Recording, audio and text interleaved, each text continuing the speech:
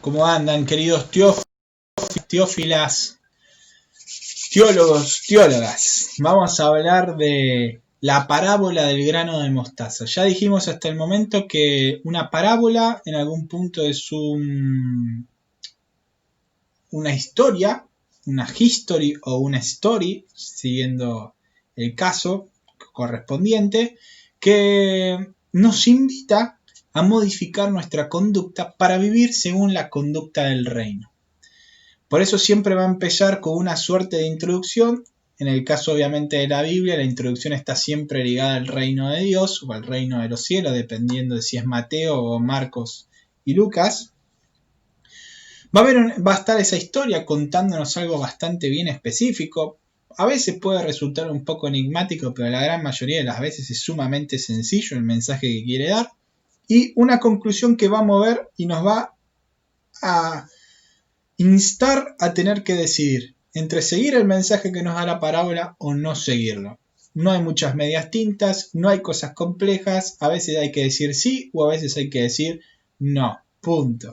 No hay mucho más para darle vuelta a algunas parábolas. Vamos a ver un caso concreto que es la del grano de mostaza, que está en Mateo, que está en Marcos y está en Lucas. Son bastante similares, ya lo vamos a ver, pero presentan sus textos algunas diferencias. Y esas diferencias, vuelvo a insistir, enriquecen la comprensión del reino más que ensuciarlo, enturbiarlo o hacernos pensar que en realidad no tienen nada para decirnos o que es solo un invento de algunas personas.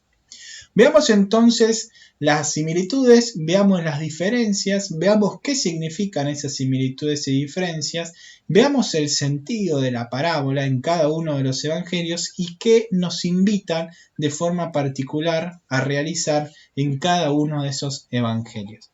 Por eso me voy a achicar nuevamente para dar lugar a la palabra de Dios. El texto se va a encontrar en Mateo capítulo 13, versículo 31-32, en Marcos capítulo 4, versículos 30 al 32 y en capítulo 13 de Lucas, versículos 18 y 19. Si uno lee los textos, voy a leer solamente el de Mateo, porque es el que va a terminar incluyendo a los otros dos, se va a dar cuenta que después vamos a ver que hay algunas diferencias. Si quieren ustedes lo que pueden hacer es ponerle pausa al video en este momento, pueden tomarse el tiempo para leer las tres líneas de los evangelios y darse cuenta cuáles son las diferencias, aunque después también las voy a marcar. Pero no estaría mal poder hacer el ejercicio de leerlos cada uno, no creo que nos pueda llevar más de un minuto. Yo voy a leer simplemente el de Mateo. Dice el texto, mejor dicho, Jesús, hay que entenderlo así, les propuso otra parábola. El reino de los cielos, recuerden que estamos en Mateo y por lo tanto habla del reino de los cielos, es semejante a un grano de mostaza que tomó un hombre y lo sembró en su campo. Es ciertamente más pequeña que cualquier semilla, pero cuando crece es mayor que las hortalizas y se hace árbol hasta el punto de que las aves del cielo vienen y anidan en sus ramas. La historia es muy sencilla, ¿no? Es decir, el reino de los cielos se parece a un grano de mostaza. Ahí tenemos la introducción. En el cuerpo, un hombre toma justamente su campo y siembra semillas de mostaza. Y nos agrega que a pesar de ser la más pequeña que cualquier semilla, es ciertamente más pequeña que cualquier semilla, el acento está puesto en el tamaño, cuando crece es mayor que las hortalizas. Es decir, a pesar de que su semilla es más pequeña que otras semillas, termina siendo más grande incluso que otras especies vegetales. Y se hace árbol, ¿no? Como diciendo, no solamente queda como una plantita, sino que se hace un árbol. Incluso en la práctica, una semilla, un árbol de una planta de mostaza puede medir hasta 4 metros de altura. Hasta el punto de que las aves del cielo vienen y anidan en sus ramas. Entonces, si uno se pone a pensar, por más que el acento está puesto en dos cuestiones, ya lo vamos a ver.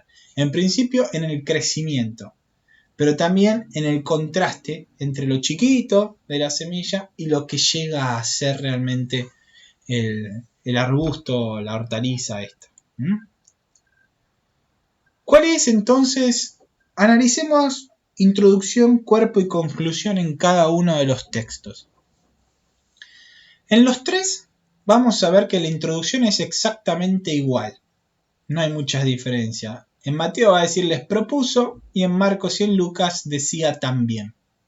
Y siempre va a hablar del reino de los cielos en Mateo y en el resto del reino de Dios. Introducción exactamente igual en cada una de las cuestiones. Incluso uno podría agregar que quizás esta frase podría estar acá arriba. Esta frase podría ser parte incluso de la introducción para que se entienda de qué iba a hablar, a qué se parece el reino. Pero podría ser como una frase también bisagra que nos permita jugar entre la introducción y el cuerpo. Más allá de determinar dónde concretamente está, lo importante es reconocer las partes y cómo juegan las partes entre sí. Nos va a decir es semejante a un grano de mostaza, Mateo, es como un grano de mostaza, Marcos, es semejante a un grano de mostaza, Lucas, nada para decir, básicamente lo importante, un grano de mostaza en los tres. Acá empiezan algunas diferencias. ¿Por qué Mateo habla de un hombre? ¿Por qué Lucas habla de que un hombre tomó la semilla? ¿Por qué en Marcos no hay un hombre y no hay nadie, ninguna referencia al sembrador? Está bien, uno por contexto lógico podría decir ¿quién va a sembrar una semilla si no es el sembrador del campo? Pero a priori, al marcar las diferencias, lo tenemos que subrayar. Después veremos si esto es importante o no al mensaje que el texto nos quiere dar. Si uno sigue leyendo va a decir, y bueno, el sembrador en Mateo lo sembró en su campo. Aquella persona que no sabemos quién es en el momento de sembrarlo en Marcos. Y Lucas nos va a decir que ese hombre que tenía una semilla para sembrar, sembró en su huerto. Dos cuestiones que podemos pensar de acá. ¿Implicará algo la diferencia entre los términos campo y huerto? Ya lo veremos, habrá que investigarlo. ¿Por qué Marcos no hace referencia a dónde se siembra? O sea, ni siquiera dice quién es el sembrador, ni tampoco dice dónde se siembra. No aclara si es en un campo, en un huerto, no aclara en ningún lado, en cualquier lugar, no dice nada. No dice absolutamente nada, sino en el momento de sembrarlo. Es decir, no le interesa remarcar ni quién ni dónde se sembraba Marcos. Es ciertamente la más pequeña que cualquier semilla, es más pequeña que cualquier semilla, dice Mateo.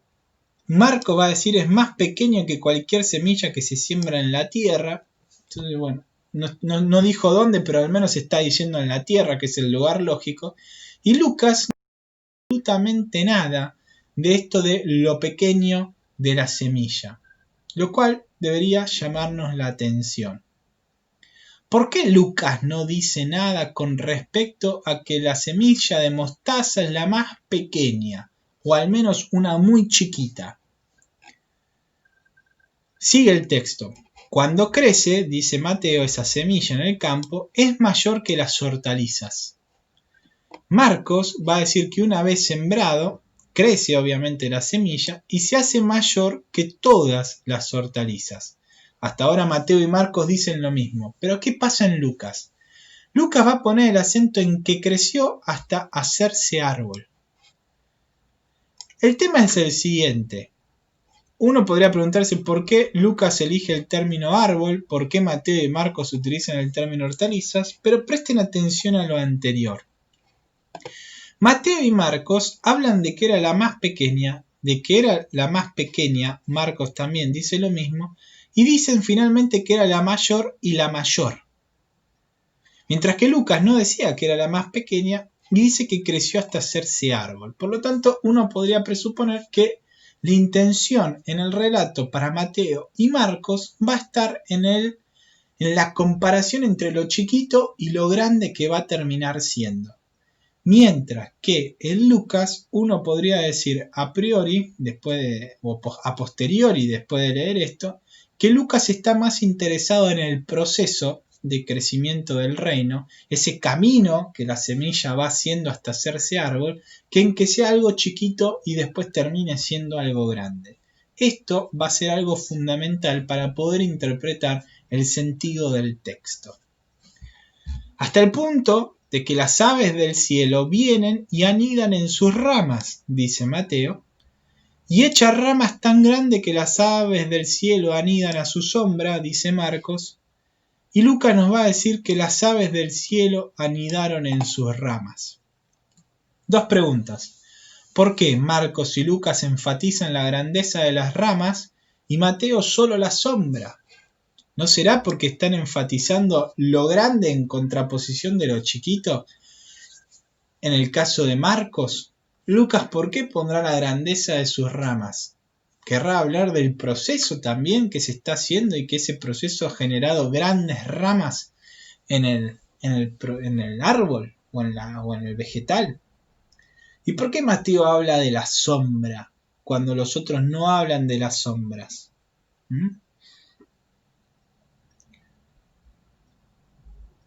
Marcos habla de la sombra, ¿no? Mateo y Lucas, acá hay un error, Mateo y Lucas hablan de las ramas. Marcos, esto debería decir Marcos, solo la sombra. ¿Por qué Marcos enfatiza que las ramas eran tan grandes, mientras que Lucas solo dice que anidaron en sus ramas? Todas estas preguntas se responden al profundizar el sentido de cada una de las palabras en cada uno de los evangelios. Veamos de qué se trata. Como ya se dijo, cada uno de los autores sagrados escribió inspirado por Dios textos específicos a sus comunidades. Obviamente que acomodó esos textos guardando cierta relación con los hechos concretos, pero los acomodó también según le convenía a su intencionalidad teológica general. En el caso de Mateo, este texto refiere dos temáticas resaltadas en Marcos y en Lucas, que cada uno de estos últimos autores solo hará de forma separada. Es decir, Mateo va a resaltar algo, Marcos va a resaltar algo, Lucas va a resaltar algo, Mateo va a aglutinar las dos cuestiones, la de Marcos y la de Lucas. Veamos entonces a Mateo para poder comprender de entrada qué es lo que se trata. Hay un contraste entre el inicio del reino, que es pequeño, por eso la semilla era la más pequeña de las hortalizas, y termina en su manifestación definitiva siendo lo más grande de las hortalizas. Es decir, hay un acento en querer mostrar que algo muy pequeñito terminó siendo gigantescamente grande. El acento está puesto en el contraste, en lo pequeño de la semilla y en lo grande del reino, en el inicio de eso chiquitito hasta el final de ese proceso. No está puesto el acento tanto en el proceso, al menos en esta primera parte. Pero, como les dije, también incorpora la dimensión de proceso. Hay un crecimiento descomunal del reino, ¿no? Que es lo que va a terminar enfatizando Lucas. Es una semilla que llega a ser árbol. En el llegar a ser está puesto en la intención, no en lo chico. Acuérdense que Lucas no hablaba de una semilla chiquita, sino que de repente decía que la sembró y termina siendo un árbol. Punto. No hay más. Es decir, lo importante está en ese proceso de la semilla en el crecimiento, no en lo chiquito de la semilla y en el árbol que llega a ser. ¿Cuál es el sentido entonces de esta parábola en el Evangelio de Mateo? El reino está en crecimiento y a pesar de ser pequeño llegará a ser descomunalmente grande. ¿Qué espera que nosotros hagamos con nuestra práctica? Nos invita a una espera esperanzada, de que a pesar de que el reino tarda en crecer, porque uno ve la semilla chiquita y dice, la verdad que yo no entiendo cómo esto va a terminar creciendo y siendo algo majestuoso, En algún momento esa semilla será grande. Por lo tanto, nos invita a tener esperanza en el proyecto de Dios que se está de alguna manera armando en medio de la humanidad. A pesar de que ahora no se lo perciba con claridad, el proyecto de Dios sí se está armando, sí está creciendo. También nos invita a estar atentos a los signos del reino ya operante, invitando a sumarse a la propuesta de Dios, nos invita a no desanimarnos. El judío contemporáneo de Jesús concibe precientíficamente que la semilla brota por milagro de Dios. Por lo tanto, esperar de alguna manera la asistencia de Dios en ese proceso que el reino se está creciendo, que el reino está siendo grande. Nos invita a una espera esperanzada, donde uno se abra a Dios, a estos beneficios que Dios nos da, a esta gracia de que Dios se comunique a nosotros humanos, que es Él el que nos sostiene y nos va a seguir haciendo crecer en nuestro proceso. Invita esto a una apertura a la gracia, esperanzada en que a pesar de que no se vean los frutos instantáneamente, la cuestión sigue creciendo y va a terminar siendo algo gigantesco. Marcos solamente va a remarcar la cuestión de lo grande y lo chico y lo grande, el inicio y el final, ¿no? La semilla chiquitita y el final. El proceso a Marcos no le interesa. Porque recuerden que Marcos estaba posiblemente escribiendo una comunidad en Roma que estaba siendo perseguida. Entonces, de alguna forma les está diciendo, esperen en el Señor, porque a pesar de que esto es algo chiquito, la gloria que recibirán será grande, por más que los estén persiguiendo. Hay que entenderlo también en su contexto.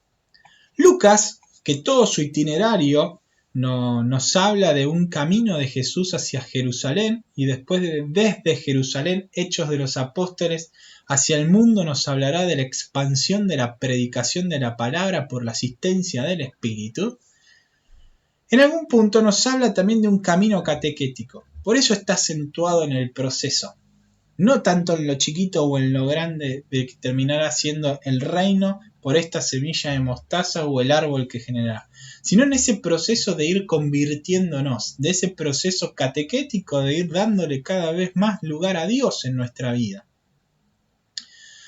Por eso el acento está en el crecimiento y no está en el contraste entre lo chico y lo grande, entre el principio y el fin. Lo importante para Lucas es ir haciendo camino, porque en el camino es donde Dios va saliendo a nuestra asistencia. Claramente nos encontraremos con Dios cara a cara en el final y no podemos decir que Lucas estaba obviando eso, pero lo que está remarcando es el proceso. Es decir, se invita a que tengamos paciencia, como en todo proceso hay que tener paciencia de lo que está pasando, nos invita a tener una esperanza porque el resultado va a estar bueno y nos invita a tener credibilidad, a creer en Dios y creerle a Dios que ese reino va a ser grande. Pero en principio, tengamos paciencia, seamos vigilantes, miremos los signos del reino que están pasando a nuestro alrededor. Entonces, démosle lugar a Dios en ese proceso. Uno enfatiza el proceso, el otro enfatiza lo chico y lo grande del reino del principio y cómo terminará culminando, y Mateo termina agarrando esos dos significados y los unifica en su propio texto. Por lo tanto, con este ejemplo concreto podríamos hacerlo con el resto de las parábolas, se encuentren en los tres o se encuentren simplemente en uno de los evangelios. Siempre va a haber una introducción, siempre va a haber un cuerpo o una historia y siempre va a haber una conclusión. Una historia que nos va a invitar a movernos, una historia que nos va a invitar a cambiar nuestra forma de vida, obviamente una historia que nos va a invitar a darle lugar a Dios en nuestra vida, confiando en que Él está operando. Cada historia nos invitará a algo distinto. Esta en particular, como decíamos, depende del Evangelio, pero en general uno podría decir que nos invitan a esperar en Dios con una espera esperanzada de que la cuestión se va realmente a solucionar porque el reino va a seguir creciendo hasta llegar a ser algo majestuoso, ¿no? Dios va a operar realmente y nos va a liberar de todos los males. como una semilla chiquitita, insignificante, termina siendo uno de los más grandes arbustos donde las aves del cielo van a reposar a sus ramas. Nos vemos entonces después del receso, en este caso para la clase de hoy, 25 de junio, de segundo de economía. Y si este video después también es utilizado para otra materia, seguiremos trabajando con más cuestiones acerca de la vida de Jesús, conociendo sus misterios. Nos vemos entonces en el próximo video.